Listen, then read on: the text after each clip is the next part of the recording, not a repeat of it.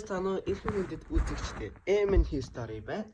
За, өмнөх дугаар дээрээ бид Хөнөө улсын тухай ярьсан. Одоо ингээд Эртний 7 улсын нэг дугаар болгон ярьж байгаа байхгүй юу? Тий, одоо Сиамби улсын тухай бид ярих болоо. За, Сиамби улс нь нийтийн тооллын 1-р зуунаас 3-р зууны хооронд оршин тогтножсэн улс гэж үздэг юм байлээ. Бас Сиамбиг өөрөөр сүмб гэж асуулачид нэрлэг Монгол ирэн гэх юм уу та. За, Сиамбичүүд буюу сүмбүүдийг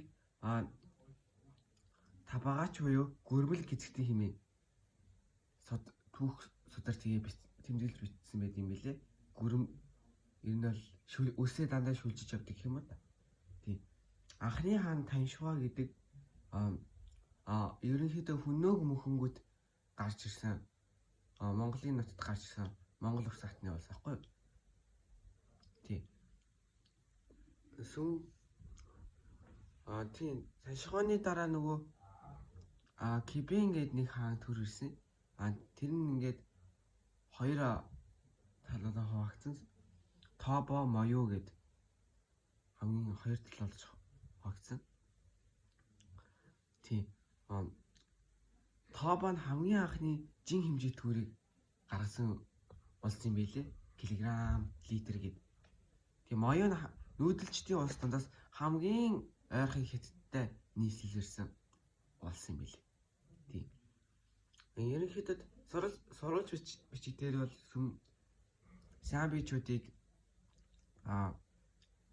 зэвсгийн хурц, мордон хурдан Хөнөөгөөс хол давжээ хэмээн тэмдэглэсэн байт юм билээ.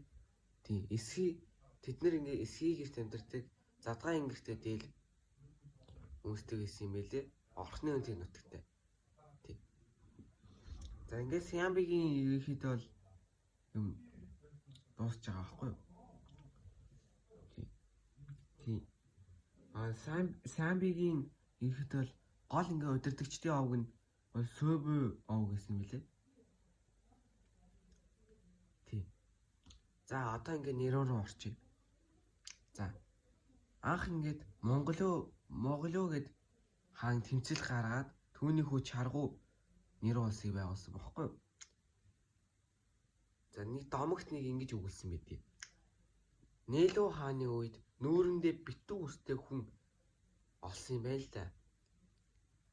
Тэр нэр овгоо мэдэхгүй болохоор хүмүүс тэнд Монголоо гэж ирсэн юм бил. Тэг. Монгол гэдэг нэрийг хүмүүс Монголоо гэдэг нэртэй амар холбож ярьд юм билээ.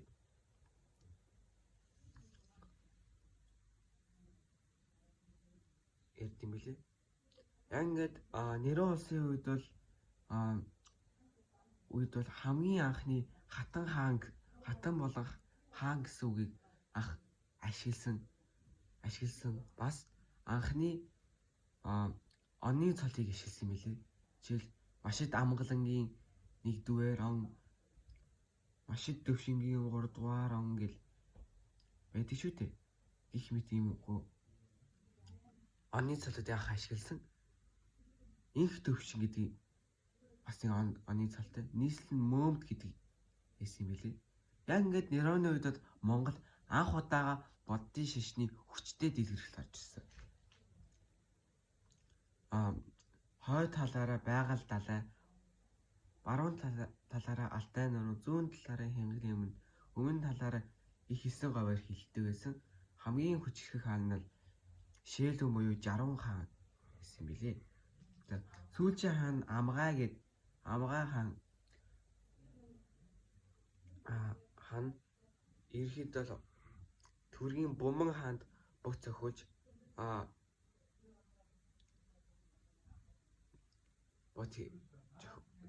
цохиулсан байт юм билээ. Тийм, бод цохиулаад тэгээд төр цохиулсан гэж тэмдэглэв юм билээ. Судын чулуун дээр бол Рашидадын болон бод чинсэн эргүүнээ хүн домогт өгүүлснээр бол хоёр овгийн хоёр эрэгтэй эмэгтэй нарийн жимээр орж 300 жил болсон. Хоёр овог 20 овог болж Мэдээж ингээд эргүүн хүнд маш олон 200 гаруй хүнтэй болсон юм чинь. Эргүүн хүн гэдэг хэсэг газарсаа багтаа байна шүү дээ. Вилчээр нутгийн жижигдээд. Тэгээд ингэж гарсан юм билээ. Нэг дарах нь сэдэж байгаа нэг ууланд нь маш хэмжээний төмөр исэн юм л да. Тэгээ аврах том хөөрөг тавьж байгаа гэд хөөрөг гэж нэг юм галыг амар хүчтэй нацаадаг зүйлээд нь шүү дээ. Аврах том хөөрөг тавьж байгаа гал асааж байгаа тэр төмрийг хайлуулж иж гарсан юм билээ. Тэн тэр хоёр овгийг энэ өөрсчөө гоомор хоёр өдөгдөн явж ирсэн гэд юм билээ. За одоо төрөг уугрын тухай ярьсаа. Ерөнхийдөө тэр эргэн хүнгийн домог дээр хөрсчирлдээ аймгийн энэ хөрсчирлдээ аймгийн довтлохооноор заяа нэг хядлах хийсэн юм байна. Хядлага нэг болсон аймаг нь нөгөө аймагаа хядсан юм байна. Түүнд нэг хүү амьд үлдээд энэ домог шүү. Тэр хүү нь өлөгчн чонтой нөхцсөн юм байна. Тэр дундаас нь 10 хүн төрж 10 овг болсон байна. Ер нь бол Ашина овг бол төргийн гол овг юм байна. Тэр 10 овгийн нэг нь Ашина овг байхгүй юу? Ашина. Энд одоо энэ төрөг улсах штэ. Нийтийн долын 552 оноос 745 он байж оршин тогтносон болсон билээ. Энэ таны мэдэн штэ Гультикений гэрэл төшөөний бичээс гээд. Тийм. Түүн дээр гэрэл төшөө гэдэг чинь ер нь бол тухайн чулуун молон дээр юм бичснийг гэрэл төшөө гэдэг юм билээ штэ. За, миний дээд өвөг хөшөө Буман Баатар хаан бүлгөө, Мэргэн хаан бүлгөө хэмээн Гуман хааныг магтсан байдгийг. Хүний хөвгүүдийг эзэн ил улсыг байгуулав хэмээн. Тэдний энэ нь бол төргийн нийслэндээ одоогүй Буман ерөнхийдөө л нөгөө Буман хаан, Можо хаан, Кигийн хаан, Гутулуг хаан гэсэн 4 хаантай хаан гээд үгийг залгамжлан төр ирсэн.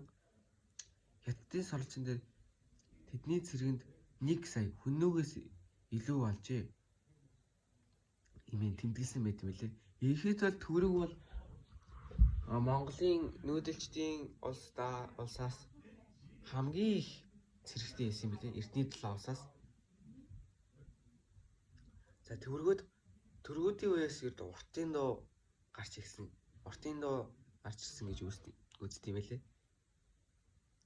Ингээд төргийн үед юм бол нийгмийн давхраг үсэж илүү гүнзгийрсэн. За. Ер нь бол Монголын ихэнх үгнүүд чинь төрөх хэлнээс гаралтай шүү дээ. Тэвг. Ерөнхийдөө Монгол үсэг чинь К үсэг өсөний доотлого ер нь байдаггүй. Дандаа гаднаас буюу төрөг Казахаас орж ирсэн хэл доотлого юм билээ. За. Ил хаан гэдэг нь хаан гэсэн утгатай үг. Энэ төргөр бол ил гэдэг төрөг тэгэн гэдэг хунтайж дархан гэдэг нь татврын байцаагч гэсэн утгатай юм билээ. Ябгуу гэдэг нь язгууртай, тат гэдэг боол, бэк гэдэг баатар гэсэн. Иймэрхүү юм юутайсан билээ. Юу гэх юм бэ? Нийгмийн давхраг гэх юм уу та? Тийм. Тэд бөөмөрөлийн шашинтай өмнөх болсон шиг газар тэрүүд өндөр хөгцсөн. Төргөд ерөөхдөө амар хатуу хуйлтай гэж ядсан билээ. За, жишээлбэл чөтөртэй холгаалвал цаазал гэж хууль дээр тусгасан, аман хууль дээр тусгасан байт юм билээ. За. Тэгээд төрөг ингээд хоёр хуваагдсан ба. Баруун төрөг, зүүн төрөг гэдэг. Ер нь бол төргийн бичгийг рууны бичиг гэж яддаг юм билээ шүү дээ. Энэ баруун төрөг нь бол тардуу шигэд орхон эснээ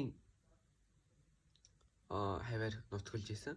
Харин зүүн төрөнд Тэлээ хаан ахлаад рууны бичгтэй байсан юм байлээ. Тий. Одоо уйгарын тухай ярив. За нийслэл нь ингээд ордуу балиг буюу хар алгас гэж гэдэг нэртэй.